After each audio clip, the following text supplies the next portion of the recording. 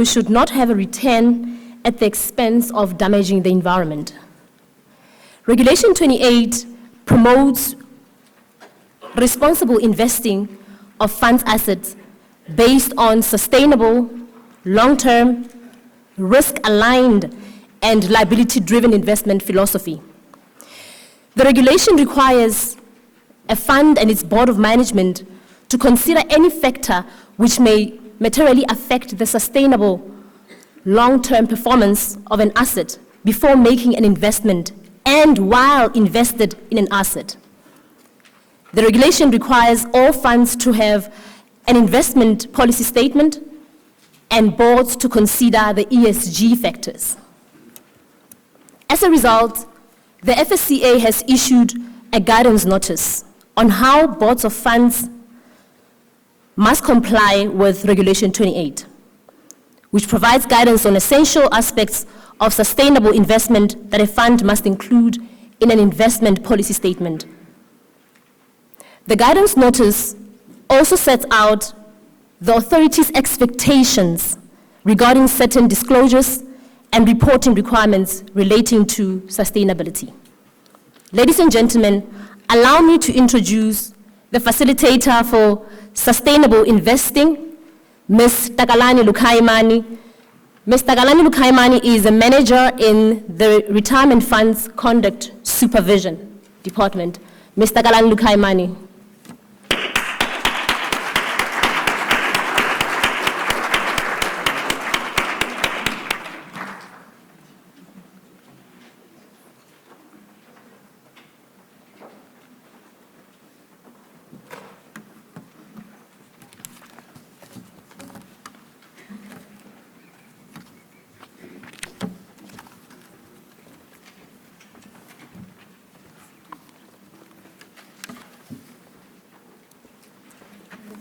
You can sit down. Before she starts with her presentation, she will give her panel the opportunity to introduce themselves. Thank you.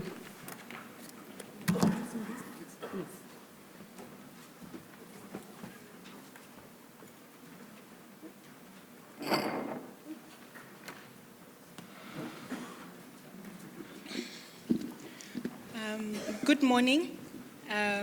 Once again, and thank you so much for joining us. I think our topic, by being introduced already by the Master of Ceremonies and the Divisional Executive, has already been covered in why it's important in terms of us having these discussions this morning. And an hour is not going to be enough, so I'm not going to waste time, or the panel's and speakers' time, covering any issues, because we've got quite a few questions, and I'm sure you have quite a few questions as well. So I'm just going to ask them to introduce themselves briefly, because you've got their bios as well in the program, but just to introduce themselves, and then we will go straight into their presentations and then do questions afterwards as well. Please hold your questions until the end. We didn't receive any written questions, but I'm hoping the presentations will inspire you to ask some questions now. Thank you. Thank you, Takalani. Malcolm Fair, I'm the Managing Director of Riskura. Hi, great to be here. Susan De Witt from the Bertha Centre at the University of Cape Town, and here in my capacity as the head of the Secretariat of the National Task Force for Impact Investing, which we'll chat a little bit more about a bit later. Thank you, Susan. My name is Brenton Lalloo from the Public Investment Corporation. I look after many Africa investments and strategy development for the PIC.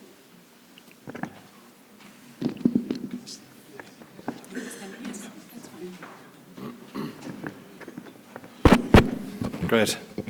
After that great introduction from our regulator this morning, I feel like we just have to fill in a few extra pieces around sustainable investment, because he pretty much covered the whole gamut. But I was just asked to sort of set the scene. So we've got a brief presentation just to help you a little bit with some of the concepts and also with the terminology in this space. Okay, let's see if this works. There we go.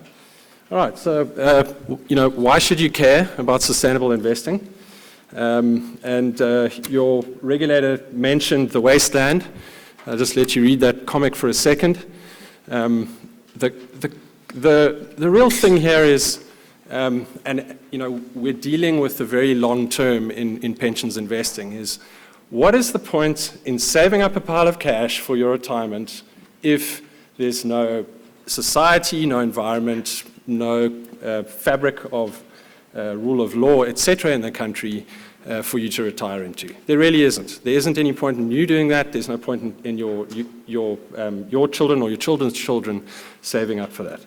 So, and this is really about that. That's what sustainability is about. It's about making sure that we don't get to this point at a point in the future. So these are this is some work we do on liabilities for pension assets. And you can see the top liability stream. Just notice that the dates at the bottom there, those are the inflows in orange and the outflows that will go to pensioners over the next 80 years. Okay? And what's relevant here is how long that is. In 2080, there will still be people in your current retirement fund receiving payments out of a pension fund. And that's incredibly long term. And we have to think about what it's going to be like in 2080 for those people who are retiring then. And we have to think about how to deal with the assets and investments now so that when they retire then, there's actually a society and fabric to retire into. Okay, that's really the importance of it. So there's lots of research on this. Members are becoming more aware about how their investments impact the world. Sustainable investment practices would likely attract more membership and flow. So those of you in charge of umbrella funds where you're competing for membership, this is actual research that's come out around the world. You want to think about that, and employees are demanding this of their employers. So if you're an employer, you're trying to attract top employees. By the way, including this in your pension fund and talking about it is actually going to attract employees to come to your company. There's lots of requirements for RI and sustainable investment. So RI is a responsible investment and sustainable investment internationally, and it's now recognized that it's basically a legal duty of trustees to take on these issues. And that's the international research. We don't have to look very far in our own country for some corporate disasters, and all of you would probably have been exposed to these countries over the years. You'll remember the BP disaster in the Gulf, Steinhoff, that's fresh in our memories, African Bank, Lonman, etc. These are all things that have actually affected your members' values. Okay, and so it's not like a concept out there that doesn't really impact you. This is real, and this really does impact member values, and you've got to think about it. You've got to think, do we want these kinds of companies operating in South Africa? How do we improve the governance of these companies? How do we make sure that our pensioners don't struggle because people are doing bad things in companies in our country? We need to improve that, and it goes further than just the companies. It also goes to the sovereign risk as well. Those countries, Venezuela, Greece, Argentina more recently, we should be caring about sovereign risk, and we have the opportunity to do that because our pension funds own a lot of South African bonds. Okay, if this moral suasion argument that I've just given you doesn't persuade you, then surely the activist might start to tweak your conscience. We just had one of the first activist pieces come out. A letter was sent to top 50 funds in the country about South African pension funds and climate costs. Basically said that it's a duty of trustees to think about climate costs in their funds, and they asked for responses from the top 50 funds in the country. This is coming. It's real. There's activism now in this space. Then we've got, if the law doesn't scare you, so if activists don't scare you rather, then the law maybe will get you to do this, which is the preamble that's been quoted twice already this morning. This is the preamble from Reg 28. Basically, this is a duty, guys, of pensions. Okay, so let's just go through the terminology quickly because there's lots of terminology here. It can be a little bit confusing. I've got this continuum. Just focus on the blue boxes at the top for a moment. Don't worry about the rest of the table. Okay, right on the right-hand side there, traditional investing. Right on the left-hand side there, charity. We all know what charity is. You give the money away and you hope that something good gets done with it, but you're not expecting a return back from your money. We all know what traditional investing is because we've been doing that for a long while. It turns out that there's a grading of other kinds of investing in between those two that actually we should think about And what we're talking about really here in responsible and sustainable investing is second from the right. It's right up close next to traditional investing. This is not about philanthropy and charity. You'll hear from Susan later, which is a little bit about impact investing. All of these things add value, and they're about, as I said earlier, getting our economy, our country, the sustainability of our environment right for our pensions. So sustainable investing has been defined in the guidance note. There it is. Look, if you just read the bold things, the ability of future generations to meet the needs, better long-term outcome, consideration of economic factors and ESG factors. This is now in the guidance note. So that's been defined for us. Responsible investment was defined by ASISA some time ago. This is on their website. You can go and look at it if you're wondering what the definition of responsible investment is. If you're thinking about what ESG issues are, here's a list of ESG issues. Environmental, things like climate change, water use, energy resource efficiency, social issues, human rights, diversity, transformation in our country, governance issues. We're well aware of those. We've had the corporate disasters in our country. We don't need those reminders again. And if you're wondering, sorry, it's slightly got messed up with the sizing, but if you're wondering how this applies in your portfolio, basically the list across the top are all the asset classes that you're familiar with and that your portfolios invest into, and basically there are ESG concerns in all of them. This is not just about the equities, this is not just about the government bond you own, this is about everything in your portfolio. You can find these issues and go back to the issuers of the assets for every single asset you have, and you're going to find that you can apply this. The other concept that's introduced in the Sustainable Investment Directive is the concept of active ownership. I like to introduce it through universal ownership, which is a slightly broader concept. Basically what this says is, if you think about your fund, and if you drill through to every single asset that you own in your fund, every single equity, bond, cash instrument, etc., you would find ultimately that you own a slice of the planet. Because, for example, you own AXA bonds, and so when you arrive at the airport, your AXA bonds are relevant. You then go to the CNA and buy yourself a magazine. That's a share that you have in your portfolio. You then go to Europcar and you hire a car. That's another share that you have in your portfolio. You then drive on the highway. There's a roads bond in your portfolio. You're going to find that absolutely everything that you do in South Africa actually is related to the assets that you have in your pension funds.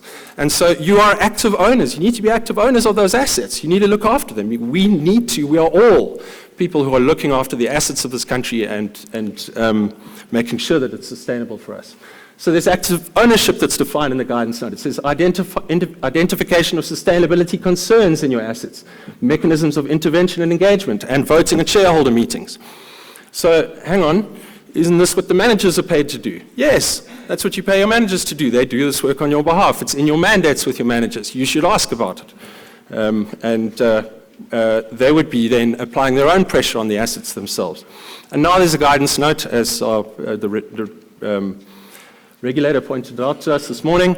And maybe a guidance note is scary for you, but I'm just going to say here, let's comply in 3 easy steps. You want to get your phones out and photograph this one. If you're worried about this guidance note, you can see there's 3 easy steps to quickly comply with the guidance note. Basically, consider SI being sustainable investing and active ownership as a board. Put it on your agenda. Get it onto the agenda at the board. That's the first step. Next thing, and by the way, ask your advisor or your manager to come and talk to you about it. You don't need to do the research yourself. Just get them in. Come and ask them. They'll come talk to you about it. Next thing, include SI and AO in your IPS. That's not so difficult. Ask your advisor or your manager for the wording. Include it in your investment policy statement. Get them to do it. That's not a difficult thing. They can do the work for you. And the third one is reports on the inclusion of SI and AO in your IPS and annual financial statements. That's not difficult either. If you're really stuck, ask your advisor or your manager to write you the paragraph, cut and paste it into your annual financial statements. Done. Okay. This is not difficult. These are easy things to do for everybody. And actually what it would do is raise consciousness at your board, and you might actually find that you realize that it's a great thing to do for our country, and that you start communicating to your members about it, because it is. It's an awesome thing to do. And then the last point there is make your IPS publicly available. That's very prominent in the guidance note. And this is quite a big change for all of us, because at the moment, IPSs are not publicly available in this country very easily. Some are, but they're not. And this basically brings out slightly a stick and says, listen, guys, we've got to publish our IPSs. And I think this is a positive move for us, because it will say to the public at large, listen, pension funds are thinking about ESG factors And that's going to get driven through the entire system, all the way down to the corporates, the issues of bonds, the assets that we own in our funds. So I think this is an important step. So there we go, short introduction. I feel like this is something that we should want to do. It's not something that we should feel obliged to do at all. Thanks.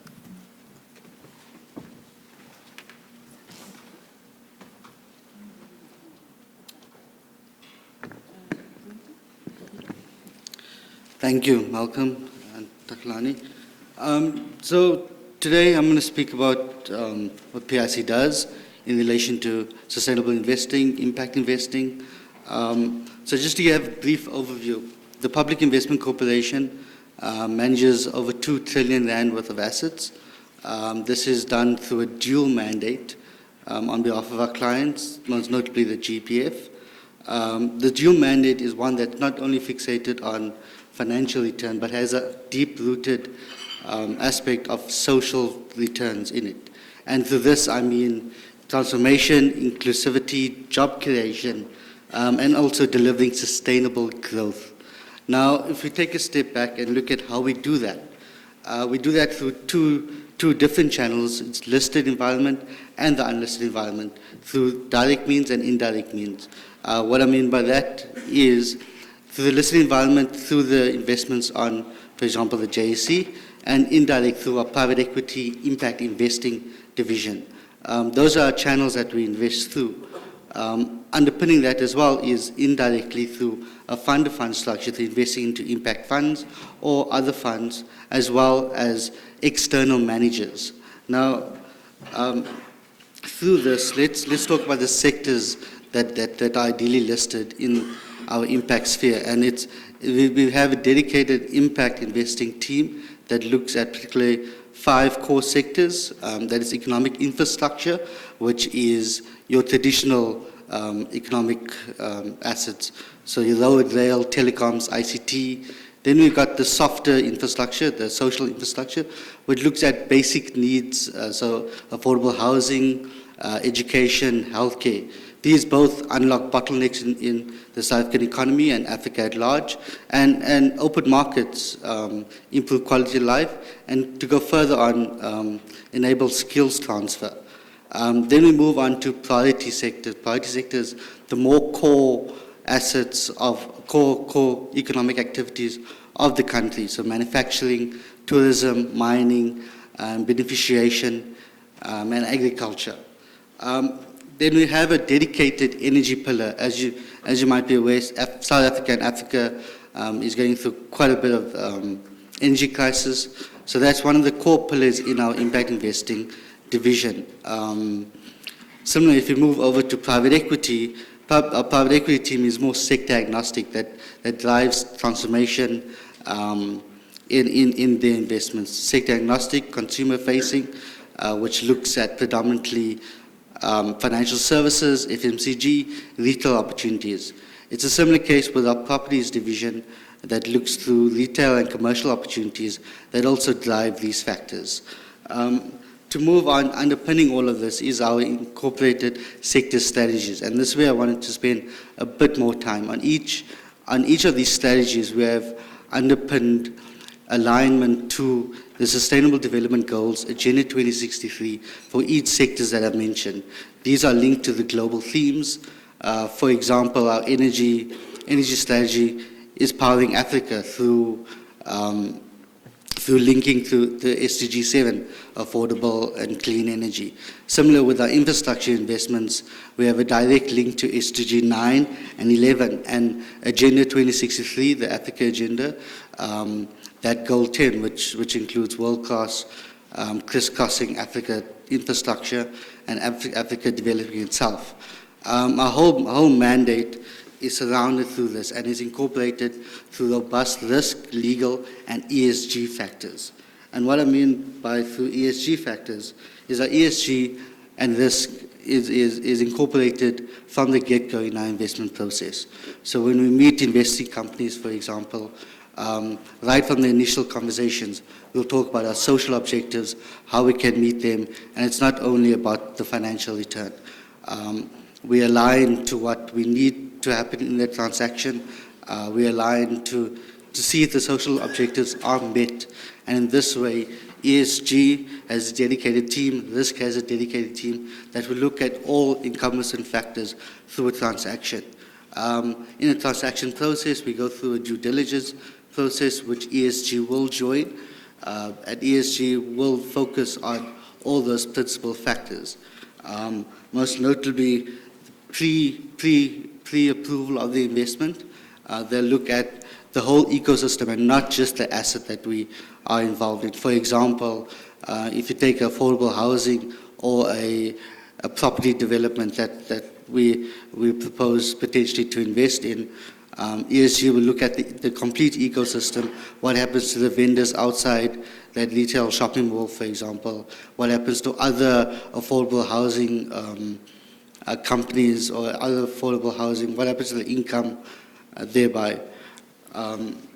Similarly, we look at post-investments. Once it's approved, we look at a post-monitoring valuation that continuously looks at the investment and looks at whether these objectives that are set out beforehand is met and adhered to. This includes transformation objectives and social objectives, so job creation as one of them, increasing access to housing, education, healthcare, whether those are being met. The transformation objective, given a level of BE status, this will be enhanced and to see where the condition is and see where the company is and how they can improve to attain that required BE status that was set out in the conditions. But this is not only a siloed approach to investing.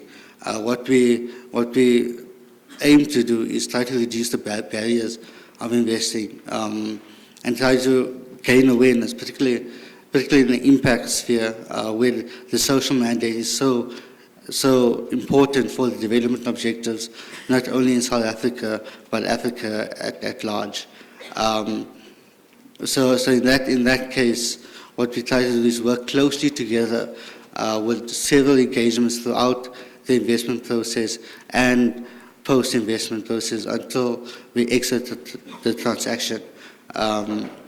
We look at all those spheres, and we try to enable the social aspect to come through job creation and the ESG factors to actually be managed throughout that process, post and pre-transaction.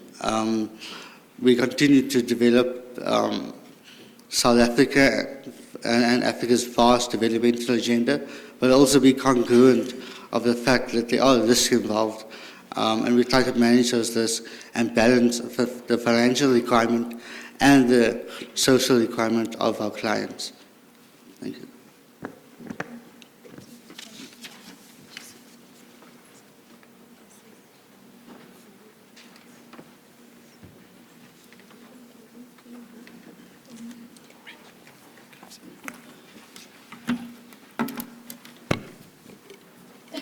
Hi. So when Alana and Takalani invited me to speak today, Alana being part of the Task Force for Impact Investing, it was on the basis that I was going to push the conversation a little bit further than sustainable investment, and Malcolm has sort of pointed out where sustainable investment sits on this spectrum, and I will be focusing really around this part of the spectrum.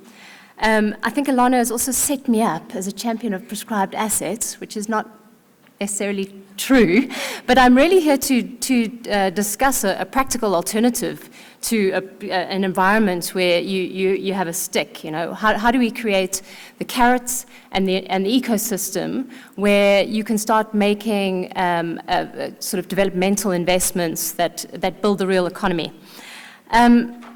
So whereas sustainable investing really is focused around risk mitigation and long-term returns, and there's really a growing body of evidence to suggest that ESG screened funds perform or outperform their non-ESG screened counterparts. So that's something to really read up on. I think impact investing distinguishes itself by intentionally pursuing social and environmental return. Financial return is not left out. In fact, there's a range of financial return, ranging from sub-commercial to commercial. Frankly, institutional investors, so those kind of represented in this room, are playing in the commercial space. It's not to negate the fact that sub-commercial capital is required, but it's not necessarily coming from pension funds. I think that Brenton was pretty clear around the kind of thematics and sectorals. It's not just infrastructure, it's also businesses, it's small businesses, it's healthcare, it's education, it's affordable housing. So there are multiple sectors generally aligned with the NDP or the SDGs. Does everyone know what the SDGs are, by the way? Sustainable Development Goals. So those are kind of the NDP is a local version of the SDGs, I suppose. Okay, so why am I talking to you? I'm an academic from a university. Well, as I said, I'm here representing the National Task Force for Impact Investing, and our self-appointed role, I suppose, is to try and create an environment in which capital can be deployed in this manner. We're affiliated to the Global Steering Group, which is a parent company. It evolved out of a G8 process in 2013. That was led initially by the UK, and now there are 30 countries or affiliates from around the world, from developed and developing countries. South Africa is the first African affiliate. Elias Masilela chairs the task force. There are about 15 or so members, and really we're working on the supply and the demand side of the markets to ensure that there's pipeline and there's capital coming into the system. I also want to flag the fact that we are hosting the Global Summit next year in September, where 1,000 people from 60 countries across the world will be in attendance, and hopefully many of you as well. Okay. Perhaps also just to stay, and I see Anne-Marie sitting there, as the task force we are working and will be working closely with Batseta. We've talked a lot about the why, but many of you will be sitting here thinking, well, how do I do it? Or how do I get involved, not only in my organizational personal capacity, but really as part of a greater collective effort? And maybe I just want to flag to that end, Batseta is congregating a number of pension funds, at the moment predominantly public and parastatal, but there's absolutely no reason why private pension funds cannot be involved in this conversation, and in fact should be involved in this conversation. And so I would ask them to, anyone who's interested, to reach out to myself or Anne-Marie after this to see how you can get involved. And there will be a series of meetings and actions that will emanate from those, where, if you are involved, certainly you will be the pioneers in this space. And I suspect that will be a feather in your cap when it comes to your beneficiaries and clients. Okay, so perhaps just in the last 3 slides, I'm going to give you 3 case studies just to kind of spur your imagination and talk about what can be done. These case studies, you will note, have come from Global North, but we'll be able to kind of extrapolate emerging best practice for our context. We do realize that we need to be contextual around this. So in the Netherlands, for example, 25 of their biggest pension funds got together and basically collectively signaled to the market the fact that they were going to be aligning their entire portfolios with SDG investments. And they had a 4-pronged strategy, the first of which was around catalyzing significant SDG investment in a blended form into the market. Blended form is generally a mix of capital with different risk-return appetites. You understand what the risk-return appetite of your particular your investment is. But they were intent on deploying that alongside partners in the market to be able to invest in real assets. The second strategic pillar was around their outreach to their clients, or essentially the retail investors in the Netherlands. So they made a concerted effort around marketing or campaigning around the products they could offer to these to their clients. As Malcolm mentioned, for example, employees have a better retention. Employers have a better retention rate when they're able to offer these types of benefits to their staff. I also want to point out if any of you are interested, there's what used to be voluntary regulation and is now being written into law in France, something called the solidarity funds, where the government initially instated, I suppose, similar to a BE type regulation, a soft regulation with companies, where they had to allocate 10% of their portfolios to what they called solidarity companies, which are kind of mission-driven business. The employees had the option to opt in to those particular, options on their within their pension buffet, I suppose. And they had a significant, almost 100% take-up of that product. And so the French government actually enacted that into law, and now all corporate pension funds have to include 10%, essentially impact investing. The third pillar was around creating an index, so Sustainable Development Index, which is basically just a set of indicators aligned with the SDGs, similar to what the PIC have done. And then finally, around engagement with the lawmakers and the regulators to understand what the barriers were to enacting the first three pillars. The second case study that I want to just highlight, we have our own case studies, frankly, in South Africa around this, but Hermes is an example in the UK of an asset manager who's seen the signaling from the pension funds and the government and said, right, we're going to be proactive about this. We're actually going to create portfolios that asset owners or stewards can invest in that tick these boxes. And they, in fact, have £26 billion of assets under management, similar kind of size to the PIC. In addition to that, are stewarding the assets of £86 million for other asset managers. So they've really created a niche for themselves. And this is not a tick box exercise. I mean, they go all the way from idea generation, so identifying sectoral opportunities, to validating them across 5 dimensions of impact. So they're going in depth, and then constructing balanced portfolios around this. And then finally measuring, because if you're not measuring, how do you know that you're actually creating impact? And as I mentioned before, in terms of the spectrum, they very, very clearly play at the commercial end of the spectrum. So they aren't compromising any of their financial returns. Finally, I just want to mention an example of a product. So a lot of the feedback that we always get from the market is that the capital is available, but there's no investable or bankable projects out there. And so who is creating those investable, bankable projects? And there really needs to be a cascade of decision makers that enable this type of product to be developed. There needs to be a signaling, money made available. There needs to be people who can structure and then find pipeline in which to invest. And this particular the initiative that was undertaken in the UK, Big Society Capital, it's a wholesale fund. A wholesale fund essentially means a fund of funds which has a market-building mandate as well as supplying capital indirectly into the market.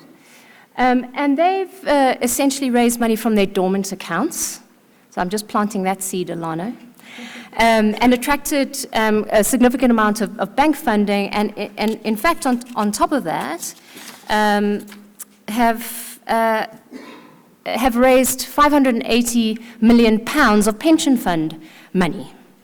And that money is being invested into impact investment funds in their market. They've seeded about 20 funds, and those funds are going out and finding the kinds of businesses that we need to kickstart our economy. I think there might be an opportunity in South Africa for a similar type of fund where pension funds can get involved.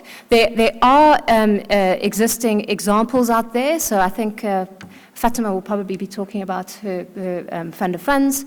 There's the TWIP fund of funds, there's the PIC, the PDP, and so really there are products that are becoming available. It does require significant amounts of capital to be coming in from the likes of yourselves.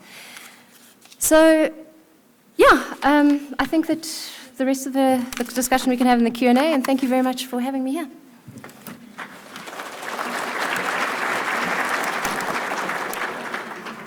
Thank you very much. So we know it's important. We know that it will impact not just talking about our members, but it will definitely impact us as well, sitting in this room. What has the reception been to Guidance Notice 1 of 2019, Malcolm, in the industry from both trustees and asset managers as stakeholders, just for us to see or to gauge whether, as much as it's been in Regulation 28 for the longest time, are we only now starting to have these conversations? Thanks, Takalani. Look, I think interest is probably mixed, but mostly for practical reasons, in that not a lot of trustees are actually exposed to guidance notes coming out of the regulator.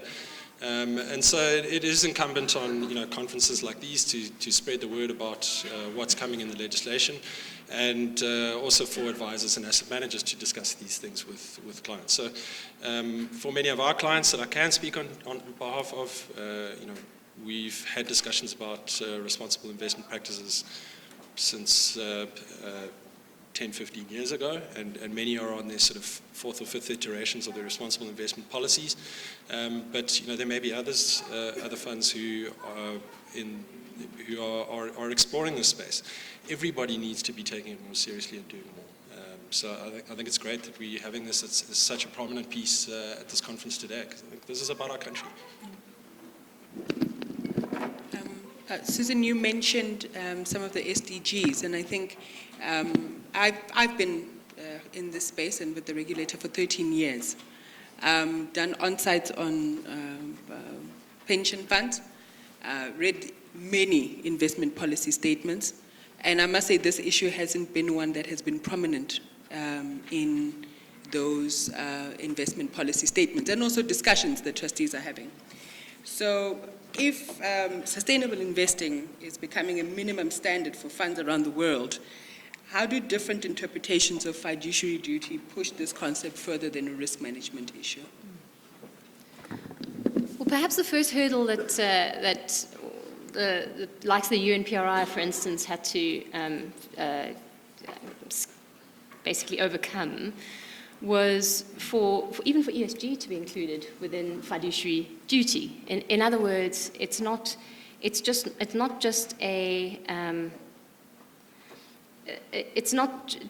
simply a moral issue. It's around the materiality of the issue. In other words, it plays a material role in your investment performance. And I mentioned when I was just chatting just now, well, the body of evidence that's growing around that, and I don't know if you want me to maybe quote a few of those studies. I mean, Oxford did a study in 2015. They looked at 200 sources, and they found that 88% of those studies found companies that had robust sustainability practices demonstrate better operational performance, which relates into cash flows. Those are meta-studies. Morgan Stanley did a similar study, but around with investors, where they found that 80% of funds in their sample size were outperforming their peers who weren't looking at SDGs. So, in fact, it is incumbent on fiduciaries to consider ESG because of the financial implications. Now, the second hurdle that I'm talking about, or that you've asked about, is not so much around the long-term financial implications due to risk mitigation, but what about the the fact that, that one can direct more capital into generative projects. Can we go that far? In other words, the flow of logic is that if you are directing capital into the real economy, then you are essentially safeguarding that economy, you're enabling it to grow. So as Malcolm mentioned, in the future, we have a country and an environment and a society that we want to be living in. And should that also be part of the fiduciary duty? That is where the conversation is pushing into at the moment internationally. So that's the second hurdle. Just a brief thing to add from my experiences. And this is a very real thing. The story is post Steinhoff. I was having a conversation with one of the asset managers. Tells me that they were sued by one of their investors for negligence in the Steinhoff case. It turned out that the case was thrown out ultimately, but it's one of the first cases that I can think of in our country where we're starting to cross the line from not being litigious to being litigious about what's going on in actual decision-making in investment arenas. And that then applies to trustees as well, because what you may find, and this happened in the UK post the BP disaster, is that trustees were sued because did they apply their minds to BP when they had the Gulf oil disaster. That is coming. That's going to come into the legislative environment globally. And so actually this guidance note is protecting you as trustees, because it's saying you need to have considered these things. Show it to us in your IPS. Show it to us in your annual financial statements, so that when somebody comes along and says, hey, what did you do about Steinhoff? You can say, here's our IPS, here's what our managers are doing, here's what's going on. Takalani, just to add to Malcolm, I think the industry, the investment ecosystem has been siloed around the world, globally, South Africa, essentially, and no one talks to each other as much as it could be. What we actively try to do at the PIC is reduce those silos, so share with DFIs what the strategy is, share with other investing partners, so we invest along the value chain rather than everyone jumping into the sexy sector, for example. I must say, one of the things that I saw, just going to your website, you show your proxy voting reports. So they're freely available for anyone to see how you, and it's one of the things that Malcolm was mentioning, is there isn't that much transparency when it comes to things that are in your investment policy statement, yes, where you could then be able to see what other funds are doing. But leading on from that, Susan, when we talk about funds coming together, I've heard of Kenya creating a consortium just for infrastructure investment. How possible is it in our environment, and have other funds started doing that you're aware of? Well, it's not only possible, it's happening. So I did mention the group that Batseta has been convening. Particularly, the topic of conversation originally started around infrastructure investment, but it expanded to consider impact investing, so broader than infrastructure. And in addition to that, with all the conversation in the market around prescribed assets, potentially around creating a collective statement around prescribed assets.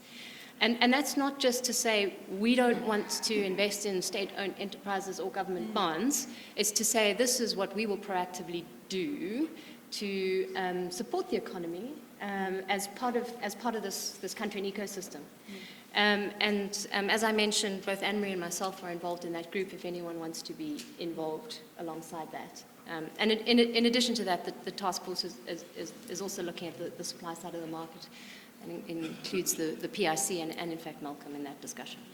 So there is an opportunity to not only collectively signal to the clients and beneficiaries, to the rest of the investment value chain, so signaling to the asset consultants, asset managers, this is our direction of travel, but also to be thinking about product development, thinking about investment strategies and portfolios, and really putting pressure down the investment chain to come up with answers. There are lots of clever people in that investment chain, and they do have the answers. So.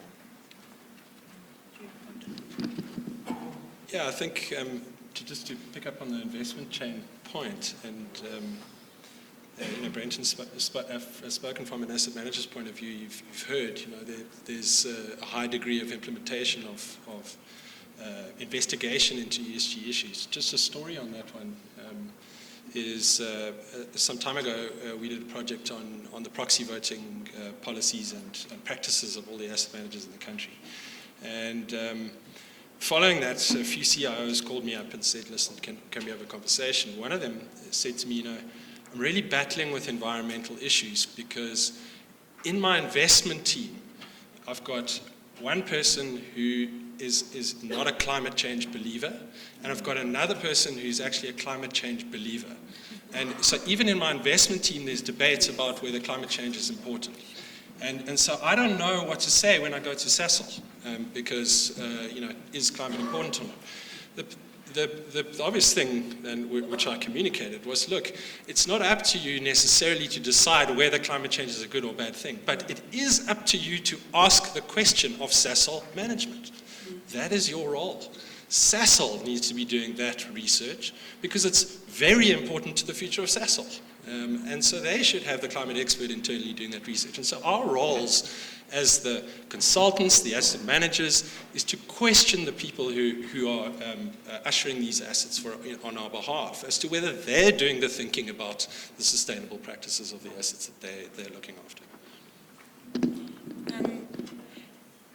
The PRI, the Principle of Responsible Investing, has come with a research document titled Working Towards a Sustainable Financial System, Investment Consultant Services Review. So this is more directed to Malcolm.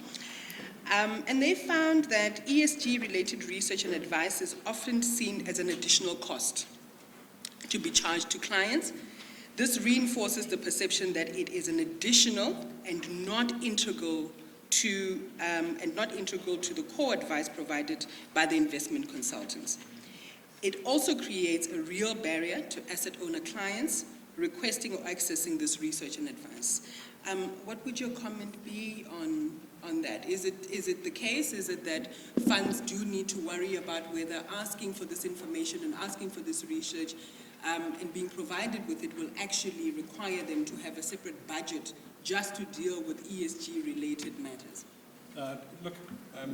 Firstly, I find it hard to believe that if you're a person living in a country anywhere around the world, that you wouldn't, as a professional in the investment industry, be concerned about the environment in which you're living in which case, it's a no-brainer, like you have to do this.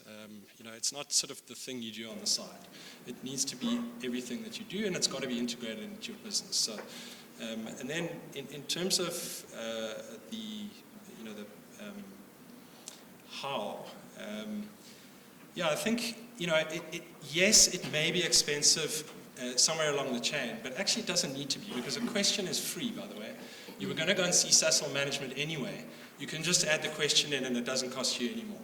Okay, and it's the same in your manager visits. You were going to go and see these managers anyway, just ask them the question. What did you do about proxy voting this year? Show me some engagements that you've had with management of companies this year around their governance practices.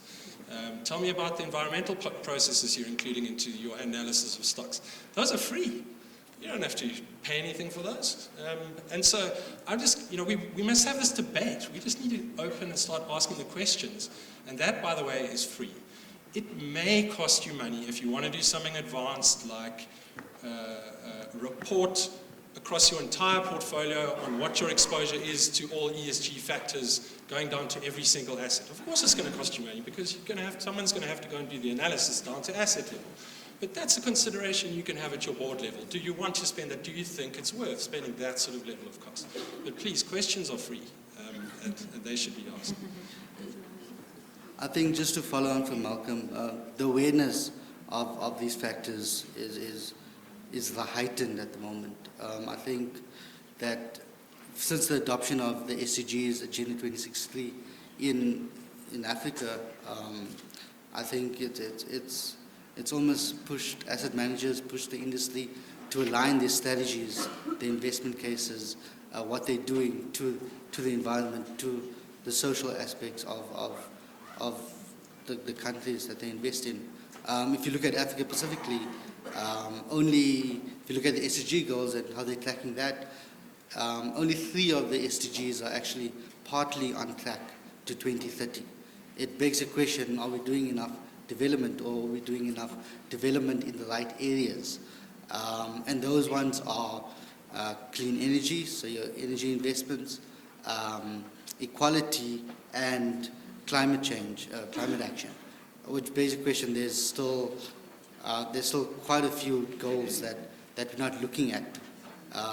And as sustainable investors, it might just be that we need to expand our vision rather from the infrastructure focus, energy focus. We need to expand broader than that.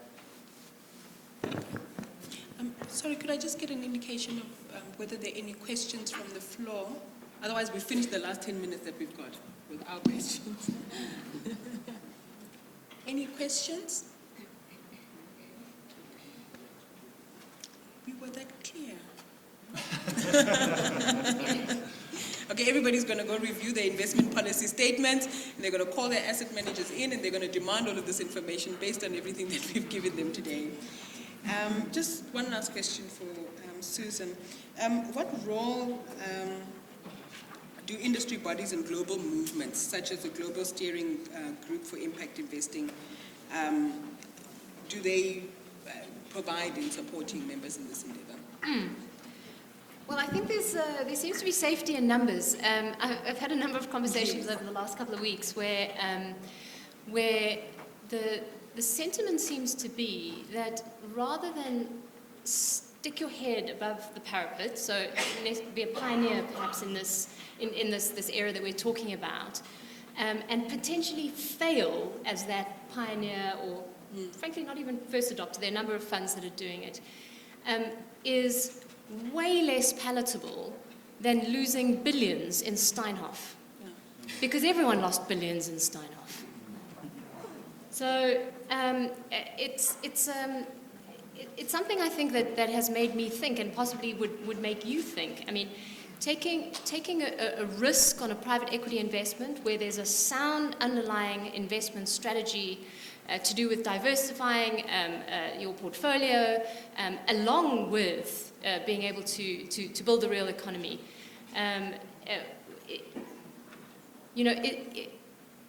I think that there is a lens through which that can be seen, where the collective enables people to take that kind of calculated risk, rather than shooting them down if they do and fail. So I think that's quite often where industry bodies and global collectives come in, to really push that kind of innovation curve a little bit forward and allow people to jump onto that kind of scaffold. I think there's obviously a lot of value in peer-to-peer learning and emerging best practice. There is a lot of momentum around the world in this particular area. I think having really been plugged into that international community through the Global Steering Group, I think South Africa is behind. We started quickly out the gates with Regulation 28, which held a lot of possibility around the allocation of especially unlisted assets. And I think people have been slow to move on that. I think the guidance note is an inch forward, but really it requires champions and leaders in the market to push this conversation as far as it needs to go, and really to start catching up to even our African, not even, but to our African counterparts, not just our global north counterparts. And then I think that the other sort of benefit of being part of these kinds of groups is a push towards transparency and making data available. Yeah. So really, how do you compare yourself to your peers? How do your clients compare your performance, both in terms of financial, social, environmental, to your peers? It's a case of making that data available. And when you're doing well, shouting it from the rooftops and, building your business. Yeah, I just want to pick up on the point of measurement, because it is quite important, and you've mentioned infrastructure, Susan. there has been a lot of talk in the market, not only in the South African pensions industry, but in all pensions industries around the world, and particularly in African pensions industries, about infrastructure. And infrastructure is incredibly important to making this a sustainable place.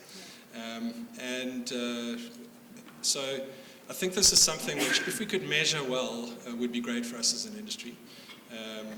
We've put resources into, we drafted a 20-page document for a CISA on the definition of infrastructure and how to measure it, which is coming through the works from the CISA through to the regulator and Treasury. What we're trying to aim for there is a point where we can, given a definition of infrastructure, have all the asset managers measure what exposure they have to infrastructure, and that can feed up to you at a pensions level, so you can report on, I have X% in infrastructure assets in my fund. That, I think, is a very important move for us, because it would allow us all to feel like we are adding value, and it may take this thing out of the tail of the prescription piece as well. Ultimately. I think from my side, I'd like to pick up on the infrastructure side and working together. As I mentioned before, we operate in silos quite a bit of time. But more than that, I think to galvanize the whole ecosystem through working together, for example, Africa as a whole has the least amount of public-private partnerships in the world. That's fewer than South Asia, fewer than Latin America and South America. So I think we really need to understand how to incorporate everyone at each step of investing. The value chain is long, yes, and different funders need to come at different times and have different objectives. Though I think it's time for us to work together as an industry, policymakers, private players, governments, DFIs, to actually come together and solidify where we're going, how we're going to do this, and how we're going to eat that development agenda and minimize it and get it flowing again. So my one comment would have been the development agenda is quite big. Yes. You have to take it in steps and Yes. prioritize it. Yes. But we've run out of time. Oh, I've got 1 minute. Yeah, you have to take it in steps, and then you have to take the ones that are the most important to the funds and what they're focusing on and what their asset allocations are. One of the major concerns that we've come across is this a space only for the big players? Is this a space only for the funds that can afford to do this, leveraging their muscle to get information, to participate in these bankable projects that could be made? And how have you found as a PSC, 2 trillion, I suppose quite a big muscle, around. But how have you found it, and what would your comment be? So from a PIC point of view, I think we found it very encouraging. Everyone wants to play their part. It's the aspect of where and how that's a little more trickier. But forums like this and forums like the GSG Impact Investing Summit really helps unpack that. Unpack where can anyone play in this massive development agenda. I think being quite large as a PIC, I think we take a lot of initiative to try to tackle or try to be aligned to global development goals, South African goals, and we play quite an important part in doing that. And this way partnerships are really key for us. For example, we don't have an office outside of South Africa, so when we do African investments, we leverage off local partners that really understand the market, really understand where the need is, where the development needs to take place, and how we actually approach the investment. So it's an all-encompassing ecosystem way of driving investment, particularly outside the continent and outside the country. And within the country, I think it's fragments that need to come together to understand who plays what part and how we can work together to enable this. Yeah, look, I think this is it is an important question, particularly for smaller funds who feel sort of powerless in something like this, or perhaps they're under an umbrella and what influence can I have? As I said earlier, questions are free, and what happens in a society is that if one person asks a question, you can ignore it. But when everybody asks the same question, then you suddenly go, hang on a second, I better do something about this. So every asset manager in this country needs to be under pressure from their trustees, even if you're in a pooled fund, to do something about these factors. What are they doing about product design? How come in your pooled fund you don't have any exposure to infrastructure in South Africa? What's your exposure? Those are free, those questions. And once that asset manager's heard that 40 times, or by the way, it could be consulted, they're going to start saying, okay, I better do something about this because I keep getting this question. So really, I don't think we're powerless. I think everybody in here has a duty to ask the questions and find out what's being done. Thank you very much, ladies and gentlemen. That is the end of our panel discussion. Again, any questions? We'll do it. No? Okay. Thank you very much.